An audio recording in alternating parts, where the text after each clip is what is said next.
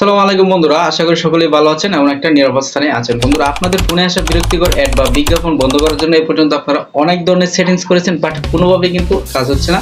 আপনাদের ফোনে কিন্তু প্রতিনিয়ত বিভিন্ন ধরনের বিজ্ঞাপন বা আজেবাজে অ্যাডগুলো কিন্তু আসতেই থাকে।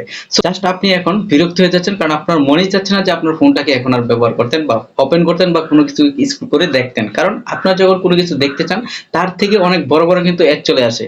শুধু তাই না, আপনারা যখন প্লে স্টোর থেকে কোনো ধরনের অ্যাপস আপনার ফোনে ইনস্টল করেন, সেই অ্যাপসটা যখন আপনারা ব্যবহার করতে চান, যেটা ওপেন করেন, তখনই কিন্তু অ্যাড চলে আসে, বা সেই অ্যাপসের কোনো ফাংশনে প্রবেশ করলে সেখানেও কিন্তু অ্যাড চলে আসে, শুধু অ্যাড আর অ্যাড। তো আমি আপনাদেরকে রিকোয়েস্ট করবো আজকের এই ভিডিওটি দেখেন এবং এই সেটিংসটা করেন। আমার মনে হয় আপনারা 100% উপকৃত হবেন এবং 100% অ্যাড আসা আপনার ফোনে বন্ধ হয়ে যাবে আজকের এই সেটিংসটা করার পর। তো বন্ধুরা, চলুন এখন আমি আপনাদেরকে মূল সেটিংসটা দেখাই, কোথায় গিয়ে কিভাবে এই সেটিংসটা আপনাকে করতে হবে। তো এই সেটিংসটা করার জন্য কিন্তু অবশ্যই আপনাকে আপনার জিমেইলে প্রবেশ করতে হবে।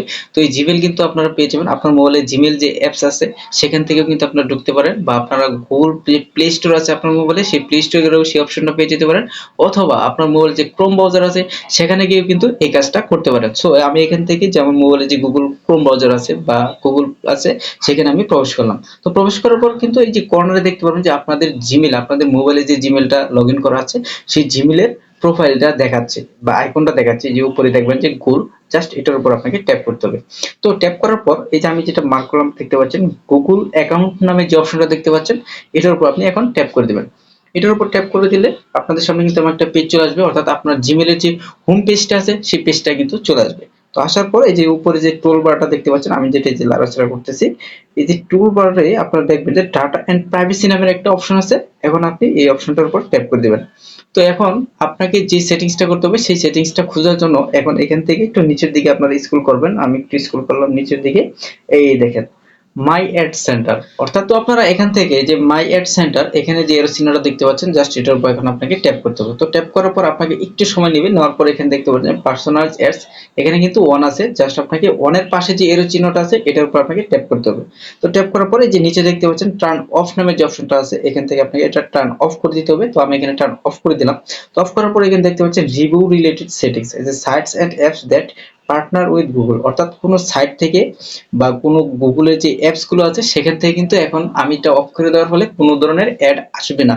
এটা কিন্তু এখানে লিখে আছে, আপনারা একটু পরে ভালো করে দেখে নেবেন। তো এখান থেকে নিচে দেখতে পাচ্ছেন গট ইট, আপনাকে এখন এই গট ইট এই অপশনটার উপর ট্যাপ করতে হবে। তো টোটালি কিন্তু আমি ফাইনালি ভাবে কিন্তু এই সেটিংসটা এখান থেকে আমি অফ করে দিয়েছি। এখন কিন্তু আমার এই জিমেল, আমার এই ফোনে যদি লগ ইন থাকা অবস্থায় এই জিমেল দিয়ে আমি যে ধরনের অ্যাপস ডাউনলোড করি না কেন, কোনো ধরনের অ্যাড কিন্তু আসবে না। তো বন্ধুরা, এখন আমি আপনাদেরকে রিকোয়েস্ট করব, যারা এই টেক চ্যানেলের ভিডিও দেখে আপনাদের মোবাইলের গুরুত্বপূর্ণ সেটিংস গুলো করেন, অবশ্যই সম্পূর্ণ ভিডিওটা দেখবেন না। অনেকে আছে কি করে ভিডিওটা টেনে টুনে দেখে একটা সেটিংস করে ফেলে, কিন্তু সম্পূর্ণ আউটপুটটা তারা পায় না, পরে মনে হয় কি এই ভিডিওটা ফেক বানাইছে। তো আমি আপনাদেরকে রিকোয়েস্ট করব, আজকে যে সেটিংসটা আমি দেখালাম এটা 100% কার্যকরী একটা সেটিংস।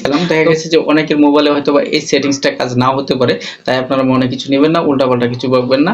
আর একটা কথা আপনাদের বলে দেই, আপনাদের মোবাইলে কিন্তু অনেক সময় 2টা 3টা জিমেল লগ ইন থাকে। তো আমি আপনাদেরকে বলবো, যে জিমেইলে আপনারা এই সেটিংস করেছেন সেই জিমেইল দিয়ে যদি আপনারা অ্যাপস ডাউনলোড করেন বা যে কোনো ধরনের সাইটে লগ ইন করেন, সেখান থেকে কিন্তু অ্যাড আসবে না। জিমেইল ছাড়া যদি আপনারা অন্য জিমেইল দিয়ে লগ ইন করে যদি আপনারা অ্যাপস ডাউনলোড করেন বা কোনো সাইটে প্রবেশ করেন, সেক্ষেত্রে কিন্তু অ্যাড আসবেই, এটা কিন্তু কিছু করার নেই। তার মানে কি আপনাকে সেই জিমেইলেও কিন্তু এই সেটিংসটা করতে হবে।